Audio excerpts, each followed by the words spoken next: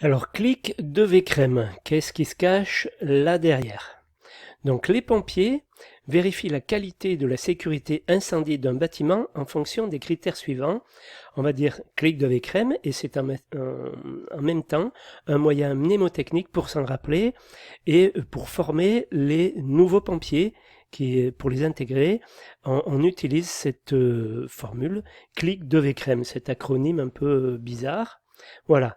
Donc, classement, c'est L, I, C, D, etc. Voilà, le clic de V-Crème, c'est ces choses-là. Donc le classement, ça veut dire définition du bâtiment, catégorie de bâtiment, type de bâtiment, implantation, la desserte, est-ce qu'on peut arriver avec un camion de pompiers, l'isolement par rapport aux autres bâtiments, est-ce qu'il y a des bâtiments autour qui risquent de prendre feu, c'est comme la construction, résistance, couverture, façade, distribution intérieure, locaux à risque, conduits et gaines, aménagements intérieurs, tout ça, ça tient à la construction. Les dégagements, très important pour les pompiers, définition des dégagements, où ils se trouvent, est-ce qu'il y a des échelles de secours, comment tout ça est organisé. Généralité, dégagement en sous-sol, dégagement accessoire, balisage des dégagements, sortie, escalier, tribunes et gradins, ascenseurs et escaliers mécaniques. Ensuite, on a ventilation des enfumages, donc, euh, donc but et généralité, principe, calcul et canton, électricité, éclairage, donc pareil, chauffage, ventilation, bon, comment ça se passe, risques spéciaux, moyens de secours, spécificité. Voilà. Donc, ça, c'est aussi dans la séance, hein, n'ayez crainte. Donc, ce tableau est très pratique parce qu'il permet de se remémorer tous ces éléments. Hein, voilà. Et en même temps, c'est la base de la réglementation.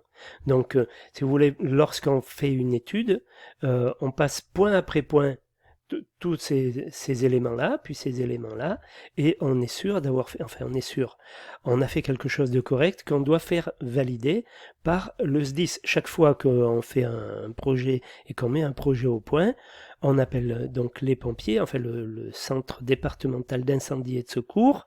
Ils ont toujours quelqu'un qui est dédié à cette activité. On l'appelle, ou on va chez les pompiers avec nos plans et le projet, ou il vient dans le bureau de maîtrise d'œuvre pour regarder la nature du projet et surtout qu'est-ce qui a été pensé en termes de sécurité incendie.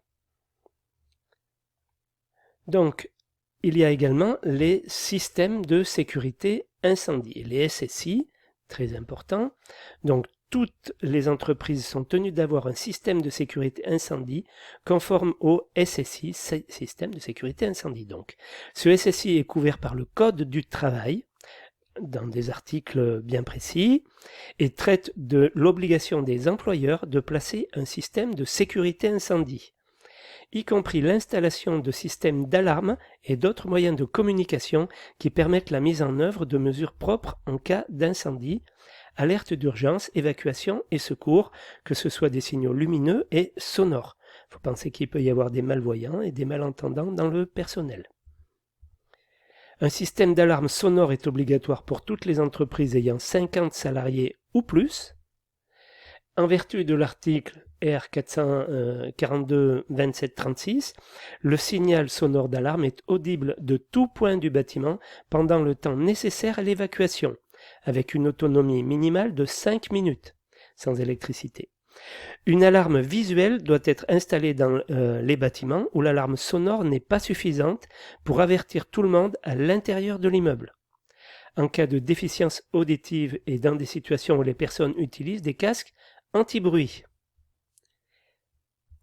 Autre équipement de lutte contre l'incendie, le personnel d'une entreprise devrait avoir facilement accès à un équipement de lutte contre l'incendie. Les extincteurs en sont un élément essentiel. Il existe au moins un extincteur portatif à eau pulvérisée d'une capacité de 6 litres pour 200 mètres carrés, c'est-à-dire au moins un appareil par niveau, normalement dans les entreprises. Pour les bâtiments industriels, c'est un extincteur pour 150 mètres carrés. Des risques spécifiques imposent d'observer d'autres spécifications. Quand il y a des serveurs informatiques ou des produits chimiques sensibles, on fait gaffe.